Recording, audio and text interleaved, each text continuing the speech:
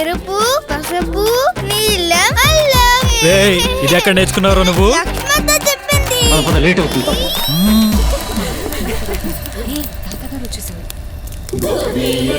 తాత, విరిగిపోయింది వెయ్యచ్చా? భోగి మంటల్లో పాతవి వేస్తే ఇంటికి మంచి వస్తాయి. వెయ్యి. అత్త మీద కోపం ఇందులో వేస్తే ఇంటికి తిరిగొస్తుందా? అది ప్రేమించేగా పెళ్లి చేసుకుంది. దాన్ని ద్వేషిస్తే మనకు కూడా ఒంటరితనమే కదా. పెద్దరికం క్షమించడంలోనే కదా నాన్న. ఆ పంతాన్ని వేసే నాన్న.